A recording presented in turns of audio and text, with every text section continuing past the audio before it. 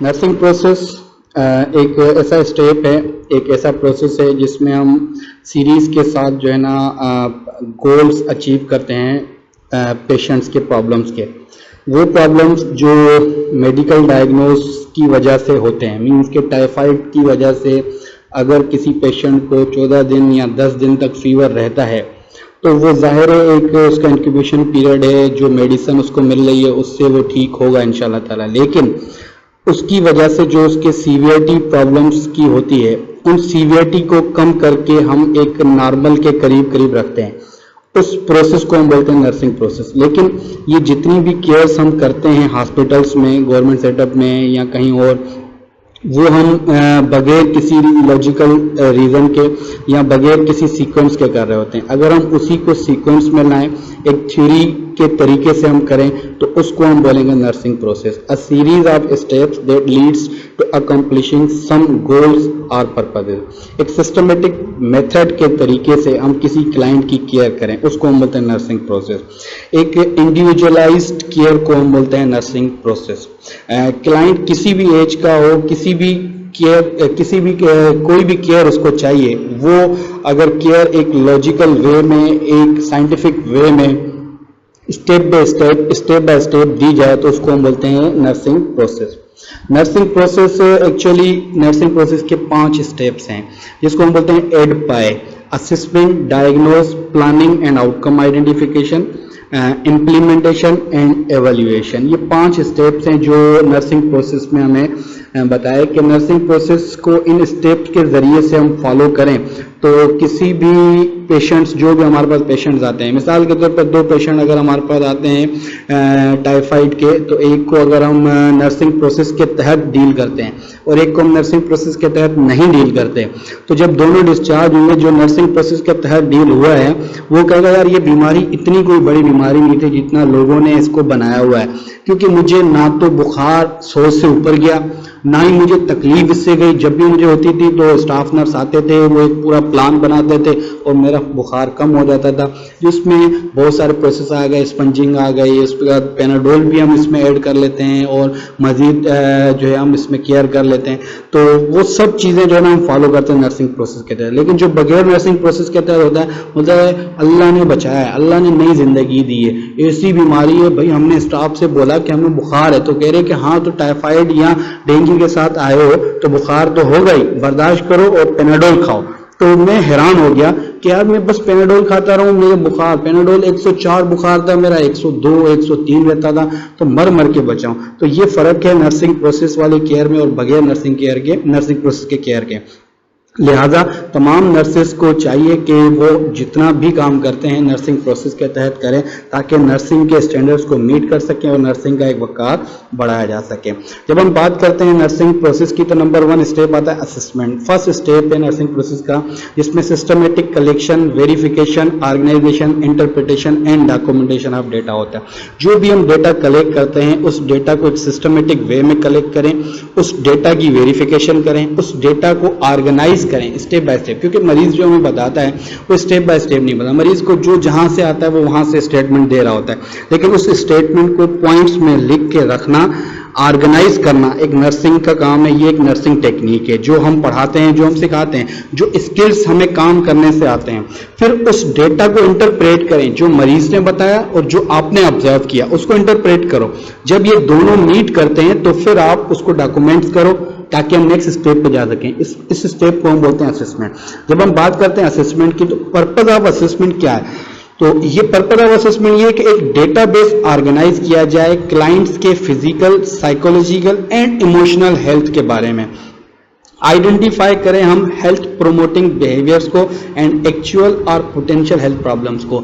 जो पेशेंट्स के actual health promoting behaviour, कौन से ऐसे बिहेवियर जो मरीज खुद भी कर सकता है अपनी हेल्थ को बेहतर बनाने के लिए, या फिर एक्चुअल और पोटेंशियल हेल्थ प्रॉब्लम जो मरीज हमें नहीं बता पा रहा, उसको हम नर्सिंग टेक्निक के जरिए से, इंटरव्यू के जरिए से, डेटा कलेक्शन के जरिए से हम फाइंड आउट कर लेते हैं।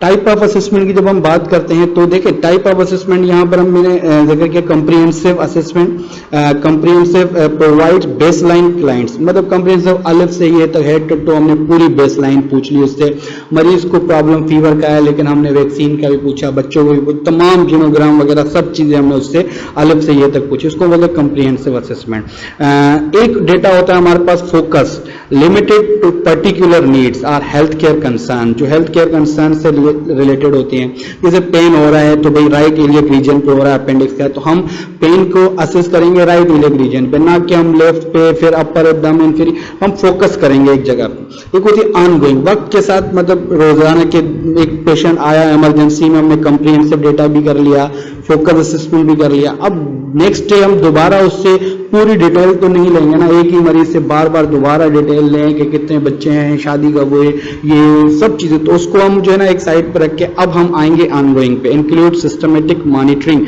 ऑफ स्पेसिफिक प्रॉब्लम, जो स्पेसिफिक प्रॉब्लम्स अब उसको हो रहे हैं उसके ऊपर हम फाइंड आउट करेंगे कि क्या क्या हैं।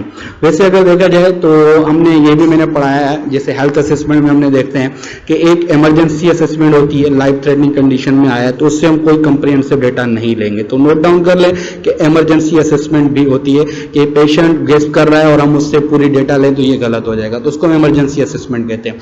नंबर 2 कंप्रिहेंसिव असेसमेंट, जिसमें ये हमने जिक्र कर लिया, ये पूरा फोकस असेसमेंट हो गया, और ऑनगोइंग असेसमेंट। ऑनगोइंग असेसमेंट को हम टाइम लैप असेसमेंट कह सकते हैं। जब हम बात करते हैं पर्पस के बाद सोर्सेस ऑफ डेटा, कि असेसमेंट में हम डेटा कलेक्ट करेंगे, तो डेटा कहां से कलेक्ट करेंगे, तो primary source and secondary source main है। प्राइमरी सोर्स में आता है clients are major provider of information about a client, secondary source में source of data other than clients and include family member, attendant जो हमें बताएगा।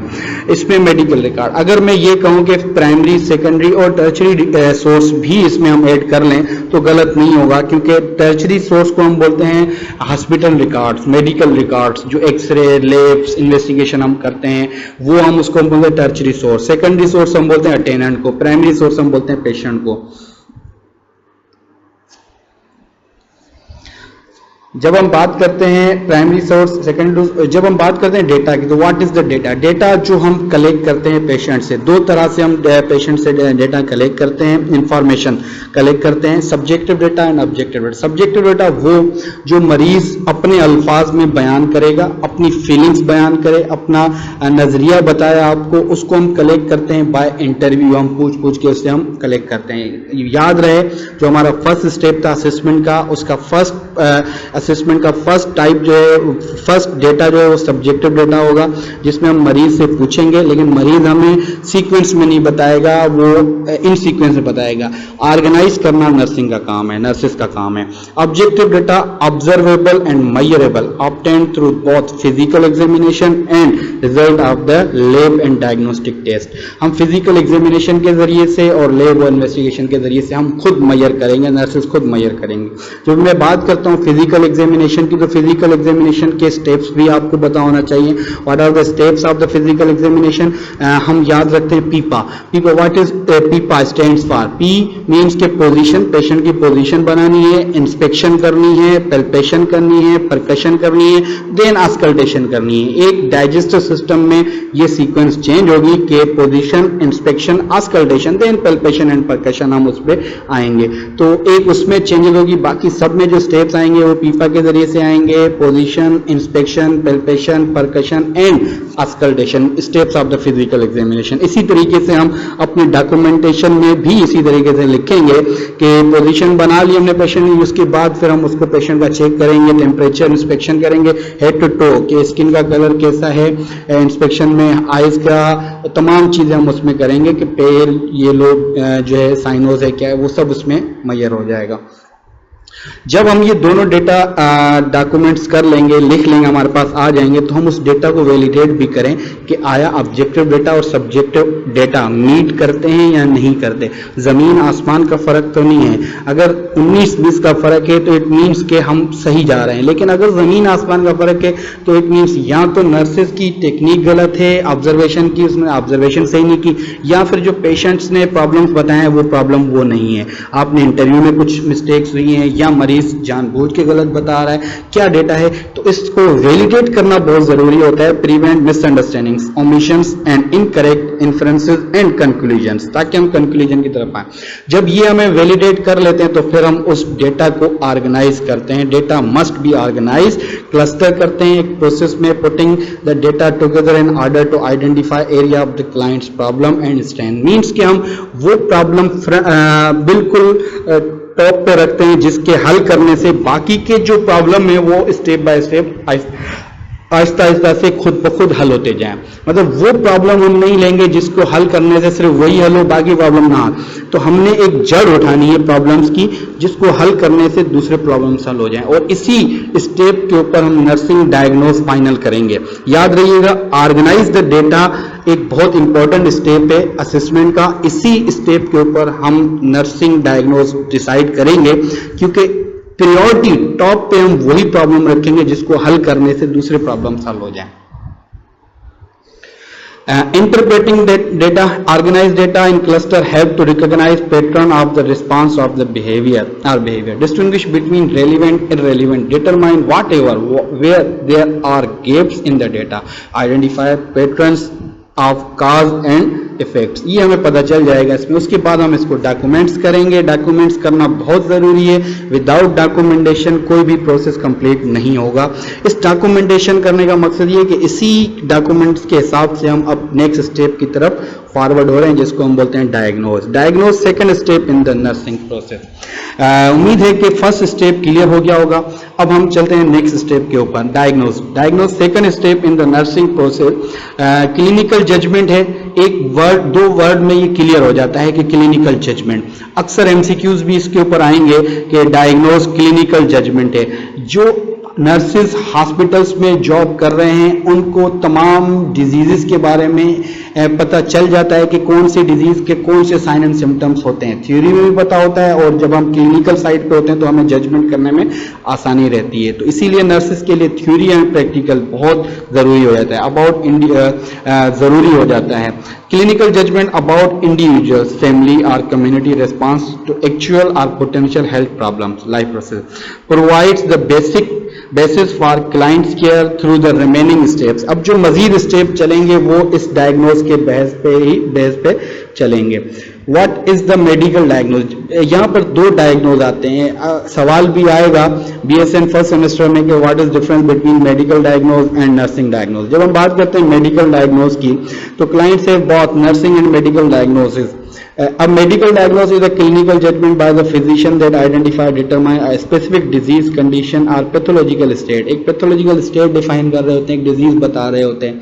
जैसे कि मैं बताऊं कि जैसे टाइफाइड है, अब typhoid is a pathological state और डिजीज, एक डिजीज है, लेकिन उस पैथोलॉजिकल स्टेट के ऊपर हम अगर नर्सिंग डायग्नोज बनाना चाहेंगे तो टाइफाइड में होता क्या है, फीवर होता है, हाई ग्रेड फीवर होता है, तो हम जो डायग्नोज बनाएंगे हाइपरथर्मिया में बनाएंगे, मींस के इंक्रीज टेम्परेचर, उसके ऊपर हम डायग्नोज बनाएंगे।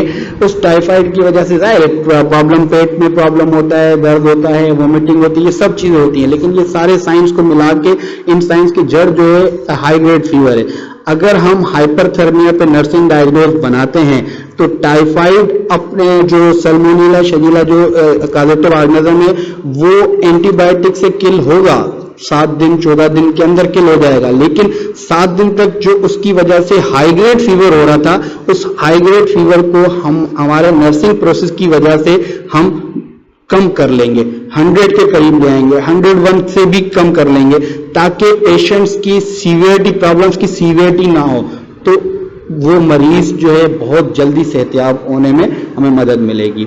जब हम बात करते हैं नर्सिंग डायग्नोज की, तो नर्सिंग डायग्नोज हमारे पास जो होता है, एक 1 पार्ट नर्सिंग डायग्नोज होता है, एक 2 पार्ट नर्सिंग डायग्नोज होता है, एक 3 पार्ट नर्सिंग डायग्नोज होता है। मोस्टली 2 पार्ट नर्सिंग डायग्नोज भी हमने देखे हैं। नेंडा के हिसाब से, north American nursing diagnose association के हिसाब से 3 पार्ट नर्सिंग डायग्नोसिस जो होते हैं वो बेस्ट होते हैं, लेकिन कहीं कहीं पर हमने 2 पार्ट नर्सिंग डायग्नोसिस भी देखे हैं।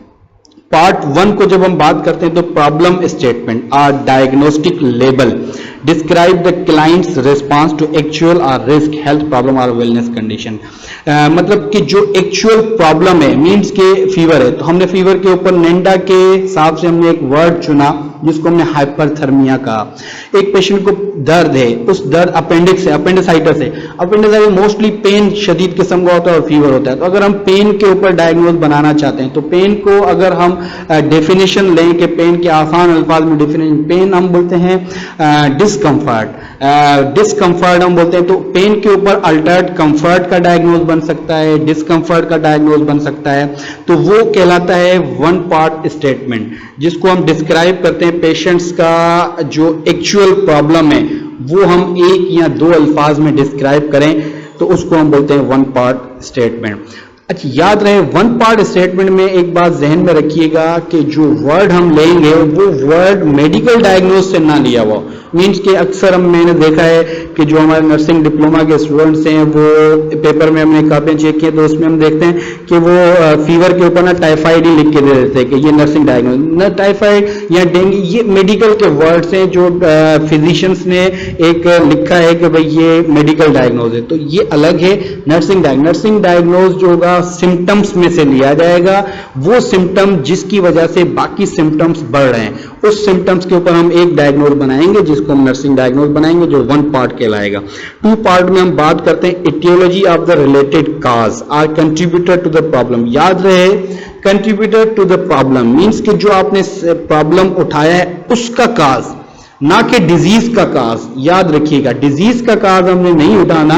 अक्सर हम क्या करते हैं, गलती कर लेते हैं कि जो मेडिकल डायग्नोज की डिजीज होती है उसके काज को हम नर्सिंग डायग्नोज के साथ ऐड कर लेते हैं। ऐसा नहीं है। देखिए नर्सिंग प्रोसेस तीनों शिफ्ट में बनेगा। एक पेशेंट आया, कोई किसी भी डिजीज का पेशेंट हमारे पास आया, मिसाल के तौर पर वो डेंगू का या टाइफाइड का किसी और पेशेंट का डिजीज का पेशेंट आया, तो मॉर्निंग में भी नर्सिंग प्रोसेस बनेगा, इवनिंग में भी नर्सिंग प्रोसेस बनेगा, नाइट में भी नर्सिंग प्रोसेस बनेगा।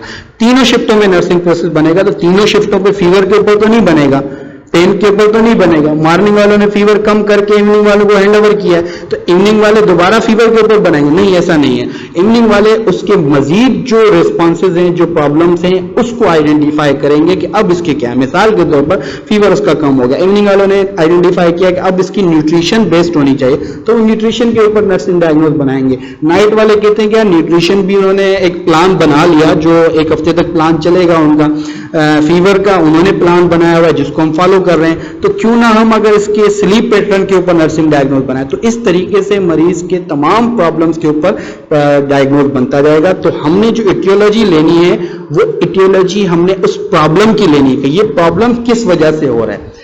फिर उसके बाद linked by the term related. याद रखें ड्यू टू वर्ड नहीं लिखना है इसमें, हमने वर्ड हमेशा लिखना है related to. Related to word जो है इसके साथ ऐड होगा। मिसाल के तौर पर यहां पर आते हैं 3 पार्ट स्टेटमेंट बनती है, 3 पार्ट नर्सिंग डायग्नोसिस। पार्ट 1 में डायग्नोस्टिक लेबल जिसको हम प्रॉब्लम बोलते हैं, पार्ट 2 में aetiology, part 3 defining characteristics or sign and symptom. अगर मैं वर्ड बोलूं कि PES problem, aetiology and sign symptom, तो एक क्यूएट फार्मूला बनेगा नर्सिंग डायग्नोज बनाने का। पार्ट 3 में जो है हम साइन एंड सिम्टम्स लेते हैं, सब्जेक्टिव और ऑब्जेक्टिव डेटा में से एक पार्ट लेते हैं। Third part linked to the first 2 by the term is evidence by, as evidence by, AEB। ये वर्ड हमने लिखना होगा, तब जाकर हमारा 3 पार्ट स्टेटमेंट नर्सिंग डायग्नोज बनेगा। 3 पार्ट नर्सिंग डायग्नोज में PES याद रखिएगा, प्रॉब्लम, इटियोलॉजी एंड सिम्टम। यहां पर एक हमने बताया कि नर्सिंग केयर प्लान नेंडा की लिस्ट के हिसाब से problem, NANDA North American nursing diagnose association approved nursing diagnose. Etiology written as related to is often part of the medical diagnose. हाँ, ये हो सकता है कि मेडिकल डायग्नोज का भी पार्ट बन जाए aetiology. Sign and symptom written as evidence by should include your assessment data of how you decided on that particular diagnosis. Pain related to surgical incision is manifested by mowing, gardening, incision site plan. Pain scale भी हमने इसमें show कर दी कि भाई 10/10 जो pen scale है वो भी हमने इसमें शो कर दी। तो अब आप यहाँ पर देखें पेन रिलेटेड टू جو ایکچوئل نرسنگ ڈائگنوز ہم نے بنایا وہ پین بنایا, پھر سرجیکل انسیجن بنایا ہم نے ریلیٹڈ ٹو, اور پھر ہم نے اس میں سائن اینڈ سمٹم بھی دیے. تو which part is aetiology? Aetiology is the surgical انسیجن. Which part is the problem میں جو ہے pain. Which part is the sign and symptom. تو سائن سمٹم میں پھر ہمارے پاس تھرڈ پارٹ آ جاتا ہے. جب ہم بات کرتے ہیں نرسنگ ڈائگنوز کے,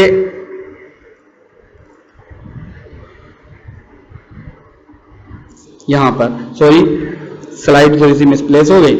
تو ٹائپ آف نرسنگ ڈائگنوز کی جب ہم بات کرتے ہیں تو ٹائپ آف نرسنگ ڈائگنوز میں ہمارے پاس ایکچوئل نرسنگ ڈائگنوز ہوتا ہے جو ہمیں نظر آ رہا ہوتا ہے, انڈیکیٹ دیٹ پرابلم ایگزسٹ. ایک ہوتا ہے risk nursing diagnose, indicate that specific risk factors are present. Means کہ ایک پیشنٹ صحیح سلامت تھا, انسان تھا, وہ بائک سے ایکسیڈنٹ ہوا اور آئی سی یو میں آ گیا, اس کو کوئی بھی رسک فیکٹر نہیں تھے, لیکن ہاسپٹل میں آنے کے بعد اس کو بیڈ سور ہو گیا, اس کو یو ٹی آئی ہو گیا. یہ کس کی وجہ سے ہوئے؟ یہ نرسنگ کیئر یا ہمارے کہیں پر انفیکشن والے پروسیجر کی وجہ سے ہو گئے. تو اس کو بولتے ہیں nursing risk nursing diagnosis, nursing diagnosis sorry. Wellness nursing diagnosis client's statements of desire to attain a higher level of the wellness in some area of the function. ہم نے اکثر مریض دیکھے ہیں وہ ہمارے پاس آتے ہیں, ایک پیشنٹ آیا وہ کہہ رہا ہے کہ مجھے سر 6 گھنٹے نیند ہے. میں نے کہا ویری گڈ, بہت اچھی بات. نہیں سر, میں نے ریسرچ کی ہے, میں نے نیٹ پہ پڑھا ہے کہ 8 گھنٹے کم سے کم اس ایج پہ نیند ہونی چاہیے, تو مجھے یہ 2 گھنٹے کم کیوں ہو رہی ہے؟ What is the reason? مجھے یہ پوری کرنی ہے. ایک مریض آیا کہتا ہے سر میں دن میں 5 روٹی کھاتا ہوں. بھائی 5 روٹی کھاتے ہو کیسے؟ میں ناشتے میں 1 کھاتا ہوں, دوپہر میں 2 کھاتا ہوں, رات میں 2 کھاتا ہوں. تو صحیح ہے نا؟ نہیں سر, میں نے میری ایج کے حساب سے میرا جو بی ایم آئی بن رہا ہے وہ میرا جو ہے نا الو کرتا ہے مجھے کہ بھائی مجھے جو ہے نا 6 روٹی کھانی چاہیے, 1 روٹی کم کیوں کھاتا ہوں؟ تو یہ چیزیں ہیں جس کو ہم بولتے ہیں wellness. I am the good but I want be a perfect, کہ میں پرفیکٹ ہونا چاہتا ہوں. یہاں پر ہم بات کرتے ہیں نرسنگ ڈائگنوسس کی. 5 kind of the nursing diagnosis. Actual جو ہم نے یہاں پر بتایا, risk, potential risk nursing diagnosis, possible nursing diagnosis, wellness nursing, syndrome nursing diagnosis.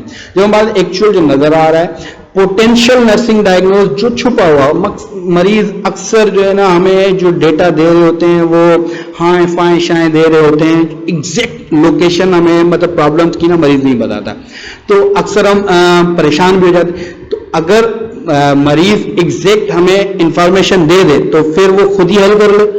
آپ کی ٹیکنیک کا کیا فائدہ؟ یہ ہماری نرسنگ کی ٹیکنیک ہے کہ اس کا ایکچوئل پرابلم ہم فائنڈ آؤٹ کریں. جب ہم بات کرتے ہیں پاسبل نرسنگ ڈائگنوز جس کو ہم بولتے ہیں رسک نرسنگ ڈائگنوز, یہ ہونے والا ہے. مینس کہ پیشنٹ آیا, اگر اس کو ہم نے پوزیشن نہیں کی تو بیڈ سور ہو جائے گا. فولس کیتھیٹر پاس کرنے والے, اگر ہم نے اسٹرلائز پروسیجر یوز نہیں کیا تو انفیکشن ہو جائے گا, یو ٹی آئی ہو جائے گا. ویلنس نرسنگ ڈائگنوز میں نے پہلے بتا دیا. سنڈروم نرسنگ ڈائگنوز, بھائی اس کو بیڈ سور بھی ہو گیا, یو ٹی آئی بھی ہو گیا, ہائی گریڈ فیور بھی ہے, تینوں پرابلمس ایک ساتھ ہیں. اب ہم نے تینوں کو مکس کر کے ایک چلانا ہے تو اس کو ہم سنڈروم نرسنگ ڈائگنوز ایڈ کریں گے. Wellness nursing diagnose, being able to diagnose wellness diagnosis is based on the recognized when healthy clients. جب ہم بات کرتے ہیں ون پارٹ اسٹیٹمنٹ, ویلنس میں موسٹلی جو ہے نا one part statement use the word potential for enhanced, مطلب ورڈ یوز کریں گے ہم انہانسمنٹ کے لیے کہ میں مزید انہانسمنٹ چاہتا ہوں. پیشنٹ سے آئی وش آئی ور اے بیٹر پیرنٹس. تو nursing diagnose potential for enhanced parenting, یہ ورڈ اس میں یوز کریں گے ہم. رسک نرسنگ ڈائگنوز میں دا persons data base contains evidence of the related risk factors of diagnosis but no evidence of the defining character. اس میں sign and symptom نہیں آئیں گے, پرابلم پلس ایٹیولوجی آئے گا. Risk for impaired skin انٹیگریٹری, problem آ گیا. Related to obesity, excessive ڈائفورسس and confinement of the bed, مطلب risk for impaired skin انٹیگریٹری means کہ bed سور ہونے والا ہے. کس کی وجہ سے؟ ایک بیڈ پہ پڑے رہنے کی وجہ سے. نو سائن اینڈ سمٹم, ابھی سائن اینڈ سمٹم آئے ہی نہیں, بیڈ سور ہوا ہی نہیں, ہم پہلے سے ہی اس کے لیے کیئر ڈیسائیڈ کر رہے ہیں کہ یہ پرابلم ختم ہونا چاہیے. Possible diagnose the persons data base doesn't demonstrate the defining characteristic are related. دیکھیے پاسبل اور رسک ڈائگنوز ایک ہی ہے, اس میں ہم ایک ہی چیز پاسبل انفیکٹو انڈیویجل کوپنگ آ جاتا ہے. Syndrome, there are only 2 syndrome diagnose on the Nanda list. Dish use syndrome, rape and trauma syndrome, ये दो वर्ड यूज हुए हैं नेंडा की लिस्ट के हिसाब से. You use a syndrome diagnose when the diagnosis is associated with a cluster of other diagnose often seen in bed ridden nursing home care resident, जो मैंने पहले ही बताया, बेड सोर, यूटीआई और न्यूट्रिशन का प्रॉब्लम हो जाता है. It is the one part statement, simply name the syndrome. सिर्फ हमने वन पार्ट में इसको डिस्क्राइब करना है कि रेप एंड ट्रॉमा सिंड्रोम, बस दी एंड. इसमें हमने ये नहीं कि rape and trauma related to, ये नहीं लिखना हमने, बस rape and trauma syndrome is the enough, disuse syndrome is the enough. यहां पर नर्सिंग डायग्नोज कंप्लीट होता है. उम्मीद है कि नर्सिंग डायग्नोज के बारे में जो भी आपकी क्वेरी होगी वो कंप्लीट हो गई होगी. फिर भी अगर कोई क्वेश्चन है तो इस प्रेजेंटेशन के बाद आप मुझसे ये वन बाय वन तमाम क्वेश्चंस पूछ सकते हैं. जाहिर है मेरा भी फर्स्ट टाइम है इस प्रेजेंटेशन को ओवर जो है ऑडियो रिकॉर्ड करके आपको सेंड करना, तो बहुत सी गलतियां हुई होंगी. जो गलतियां होती जा रही हैं आप नोट डाउन कर लें, फिर आप क्रॉस क्वेश्चन में प्रेजेंटेशन के बाद आप मुझसे पूछ सकते हैं तमाम students. What is the planning and outcome identification? Planning is the third step of the nursing process. Include establishing guidelines for the proposed course of the nursing action and developing the client's plan of the care. ये एक third step है जिसमें हम establish करते हैं एक propose course of मुतवक्का plan पे जो है हम करते हैं, जिसमें हम ये डिसाइड करते हैं कि ये टेक्निक यूज करने से हम अपने गोल अचीव कर लेंगे. Initial planning, ongoing planning, discharge planning, तीन इसके फेजेज हैं. Initial planning, developing a preliminary plan of the care, जो प्रॉब्लम है उसके लिए हमने इनिशियल प्लान किया. Ongoing, updating the clients plan of the care. मिसाल कुछ प्रॉब्लम्स ऐसे थे जो 8 घंटे में खत्म नहीं हुई, उसके लिए हमें 1 हफ्ते का प्लान बनाना पड़ेगा, 2 दिन का प्लान बनाना पड़ेगा, 1 महीने का भी प्लान बनेगा.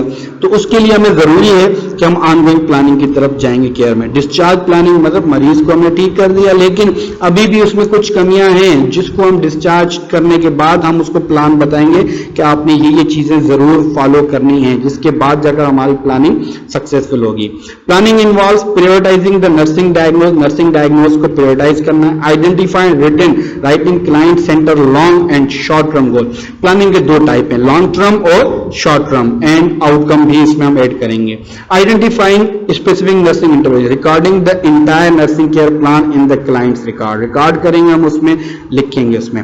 तो प्लानिंग जो है शुड बी स्मार्ट. जब हम बात करते हैं ना कि प्लान स्पेसिफिक होना चाहिए, स्मार्ट में specific, measurable, achievable, realistic and time frame में होना चाहिए. Plan should be smart. Smart means के स्पेसिफिक प्लान होना चाहिए किसी मखसूस प्रॉब्लम को लेकर. मेजरेबल होना चाहिए जिसको हम मेजर भी कर सके, हाँ भाई ठीक है, कोई मतलब लंबी ना फेंकेंगे हम ये कर देंगे हम ये करेंगे, भाई जो आप कर सकते हो वो आप बताएं, मेजरेबल. अचीवेबल होना चाहिए, हम उसको अचीव भी कर लें, सिर्फ लिखने में नहीं, अचीव भी कर सकें, एवोल्यूशन में हमें फाइंड आउट रिजल्ट मिले. रियलिस्टिक होना चाहिए, रियलिटी से रिलेट होना चाहिए, मतलब जो आपके पास चीजें हैं उसके हिसाब से आप प्लान बनाओगे. आप तस्वराती प्लान नहीं बनाओगे कि पेशेंट पाकिस्तान में है और आपने थ्योरी के हिसाब से नेंडा की लिस्ट के हिसाब से प्लान बना दिया और वो चीजें आपके पास है ही नहीं, जो चीजें एक्चुअली अमेरिका या न्यूयॉर्क में होती हैं जिसके हिसाब से प्लान रिटन किया गया. तो प्लान बनाएं लेकिन आपके महदूद जो वसाइल हैं आपके उसको जहन में रखते हुए. रियलिस्टिक, फिर उसके बाद smart, achievable, realistic and time frame.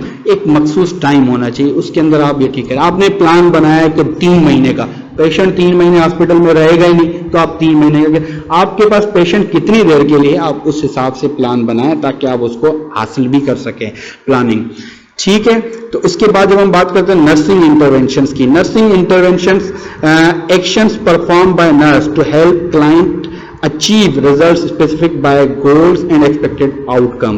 Refer directly to the related factors or the risk factors in nursing diagnosis are stated in specific term may be changed. जब हम बात करते हैं categories of the nursing interventions, हम बात करते हैं कि वो एक्शंस, वो इंटरवेंशंस, वो अमल जो नर्सेस खुद से करें जिसमें डॉक्टर्स की परमिशन लेने की जरूरत ना पड़े कि सर ये मैं कर लूँ, ये मैंने कर, ये नहीं, ये खुद से नर्सेस करेंगे, इंडिपेंडेंटली करें. नर्सिंग प्रोसेस जो आजकल हम एडवांस तरीके से बन रहे हैं उसमें मोस्टली हम सारे स्टेप्स इंडिविजुअल ही फॉलो कर रहे होते हैं, कैरी कर रहे होते हैं, डॉक्टर्स की परमिशन की की नीड की जरूरत नहीं होती।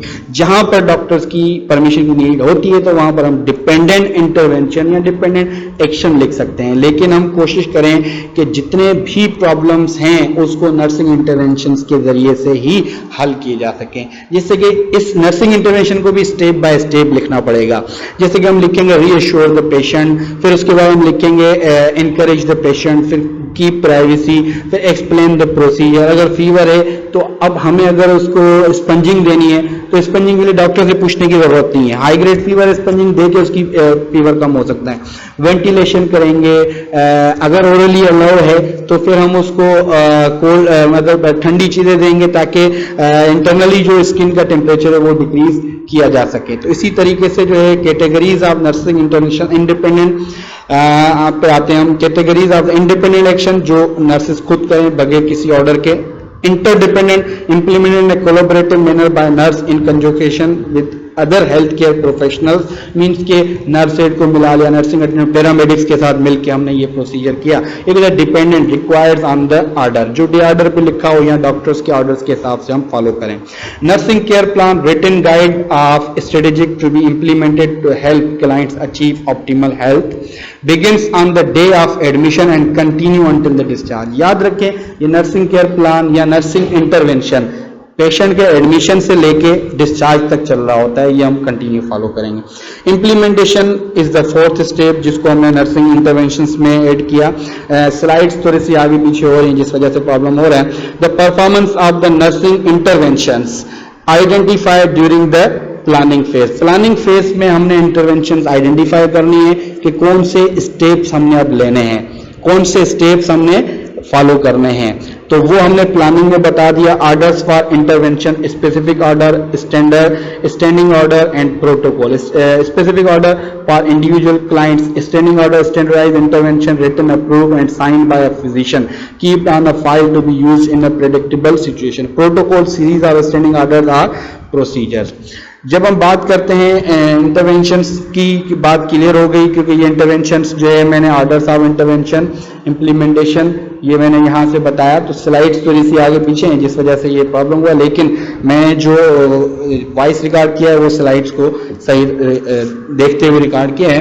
तो जब हम बात करते हैं फिफ्थ स्टेप की, नर्सिंग इंटरवेंशन क्लियर हो गया कि वो टेक्निक हम यूज करेंगे पेशेंट्स के ऊपर जिससे प्रॉब्लम्स हल हो सकें, और ये टेक्निक्स नर्सिस को बखूबी आती हैं। एक वर्क करते हुए स्किल्स हमें आते हैं, फीवर को कैसे रिड्यूस करना है विदाउट यूज द मेडिसिन, कि हम किस तरीके से कम कर सकते हैं, साइकोलॉजिकल प्रॉब्लम कैसे हल कर सकते हैं, एंजाइटी कैसे खत्म कर सकते हैं, शॉर्टनेस ऑफ ब्रीथ कैसे खत्म। अब shortness of breath steam inhalation देने के लिए हमें डॉक्टर्स की परमिशन की जरूरत नहीं है, तो इस तरीके से हम वो स्टेप्स हम फॉलो करेंगे, वो हम स्टेप्स लेंगे जिसमें डॉक्टर्स की परमिशन की नीड नहीं होगी।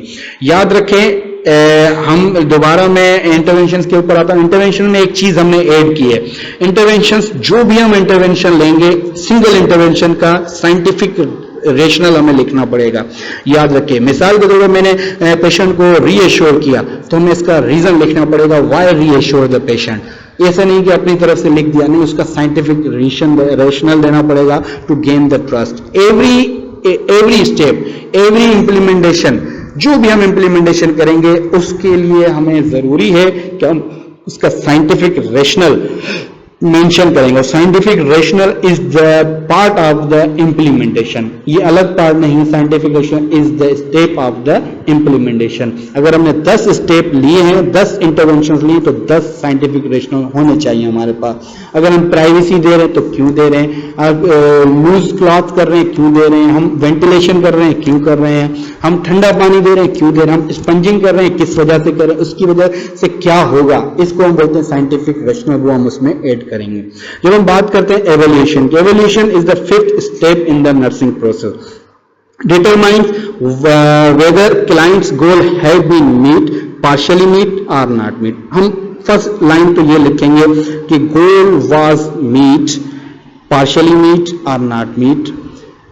Ongoing evaluation is essential for the nursing process to be implemented appropriately। Evaluation जब हम बात करते हैं एवोल्यूशन के भी टाइप्स आ जाते हैं। एवोल्यूशन के टाइप्स में आता है जैसे formative evaluation, summative evolution. Formative evolution वो जो हम ऑनगोइंग में करते हैं, वक्त के साथ साथ करते हैं। जैसे मिसाल असेसमेंट की तो हमने इंटरप्रेट किया ना डेटा को, हमने ऑर्गेनाइज किया, फिर इंटरप्रेट किया, एक दूसरे से देखा कि ये सही है नहीं, ये फॉर्मेटिव एवोल्यूशन है। फिर डायग्नोज हमने बनाया तो डायग्नोज के साथ हमने प्लानिंग बनाया, प्लान बनाया तो प्लान में हमने इंटरवेंशन जिक्र किया कि कौन सी इंटरवेंशन यूज करने के बाद हम जो है ये प्रॉब्लम हल कर सकेंगे, तो इसको हम फॉर्मेटिव एवोल्यूशन कहते हैं। फिर जब मैंने बात की कि इंटरवेंशंस, इंप्लीमेंटेशन जो हम करेंगे तो एवरी इंप्लीमेंटेशन का साइंटिफिक रेशनल देंगे, this is the formative evolution. जब हम सब चीजें करने के बाद एट द एंड जब हम गोल की तरफ आएंगे कि जो हमारा ओवरऑल गोल था वो मीट हुआ, पार्शियली मीट हुआ या नॉट मीट हुआ, तो उसको हम बोलेंगे समेटिव एवोल्यूशन, जिसको हमने सम करके टोटली चारों स्टेप्स को सम करने के बाद इंप्लीमेंटेशन के बाद जब हम दोबारा असेसमेंट करेंगे और जो रिजल्ट आएगा उसको हम बोलेंगे समेटिव एवोल्यूशन, जो हमने एवोल्यूशन की है उस पेशेंट्स की। Nursing process and critical thinking. Critical thinkers ask questions, identify assumptions, evaluate evidence, examine alternatives and seek to understand various point of view. Critical thinking can be learned. ये हम हासिल कर सकते हैं।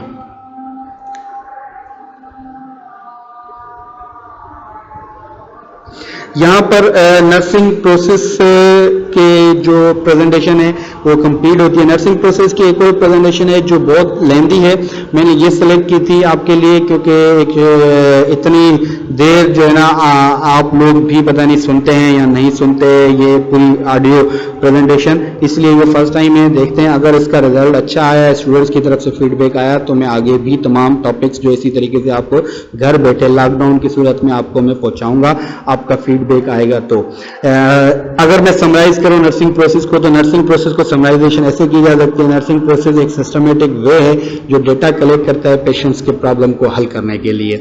इसमें 5 स्टेप्स होते हैं। Number 1 assessment, number 2 diagnose, number 3 planning, number 4 implementation, number 5 evolution. जब हम बात करते हैं असेसमेंट की तो असेसमेंट में 2 टाइप की डेटा आती है, एक सब्जेक्टिव डेटा, एक ऑब्जेक्टिव डेटा। जब डेटा की बात करते हैं तो डेटा 2 तरीके से कलेक्ट करते हैं, एक प्राइमरी सोर्स से, एक सेकेंडरी सोर्स से। जब हम डेटा कलेक्ट करने की बात करते हैं प्राइमरी सोर्स से, सेकेंडरी सोर्स से, तो फिर हम मरीज और मरीज के अटेंडेंट से बात करते हैं इसमें। जब हम सब्जेक्टिव डेटा पे आते हैं तो असेसमेंट भी हमें आना चाहिए कि व्हाट इज असेसमेंट के फिर टाइप्स आने चाहिए, emergency assessment, focus assessment, time lapse assessment and उसके साथ साथ हमारे पास जो है ऑनगोइंग असेसमेंट। फिर उसके बाद जब हम डेटा कलेक्ट करते हैं सब्जेक्टिव ऑब्जेक्टिव, उसमें प्रायोरिटी करने के बाद हम डायग्नोज बनाते हैं। डायग्नोज जो है नेंडा की लिस्ट के हिसाब से बनेगा, PES के हिसाब से बनेगा, प्रॉब्लम, एटियोलॉजी, सिम्टम, इसके अलावा नहीं बनेगा। 3 statement nursing diagnose, 1 statement problem, 2 statement aetiology, 3 statement nursing diagnose. Problem के बाद एटियोलॉजी लिखने के लिए related to and third evidence by लिखने के लिए एज एविडेंस बाय आएगा। उसके बाद आती है हमारे पास प्लानिंग। प्लानिंग जो है हमारे पास should be SMART, specific, measurable, achievable, realistic and time frame.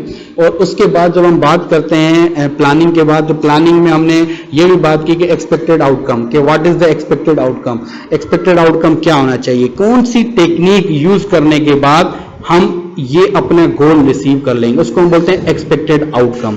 Expected outcome is the necessary for the planning, planning के लिए नेसेसरी होता है। प्लानिंग के 2 टाइप हैं, एक है जो हमारे पास शॉर्ट टर्म गोल, एक है long term. Short term goal जो है वीक्स तक आता है, लॉन्ग टर्म गोल मंथ्स में चला जाता है। Short term goal days, hours two weeks तक आएगा, मतलब 7 डेज से कम जो होगा वो शॉर्ट टर्म, उसके ऊपर जो आएगा वो लॉन्ग टर्म में आ जाएगा। फिर उसके बाद हम बात करते हैं इंप्लीमेंटेशन की। जब हम इंप्लीमेंटेशन की, इंडिपेंडेंट एक्शन होना चाहिए तकरीबन, अगर कोई डॉक्टर की एडवाइस से करें तो डिपेंडेंट एक्शन हो जाएगा। एवरी एक्शन का हम साइंटिफिक रैशनल लिखेंगे, याद रखिएगा। उसके बाद फिर जब हम एवोल्यूशन आते हैं तो evaluation, formative evaluation, summative evaluation आ जाती है हमारे पास। एवोल्यूशन में हम बाकायदे दोबारा असेसमेंट करते हैं कि जो पेशेंट्स के प्रॉब्लम है वो हल हुए या नहीं हुए। Problem patients, our goal is meet और नॉट मीट, इसको हम बोलते हैं नर्सिंग प्रोसेस। अब इसमें कोई भी सवाल, कोई भी क्वेरी है तो वो आप पूछ सकते हैं, ये हमारे पास नर्सिंग प्रोसेस है, इसमें कोई भी सवाल, कोई भी क्वेरी है तो वो आप पूछ सकिएगा। बहुत बहुत शुक्रिया तमाम लोगों का अगर आपने सुनी है तो।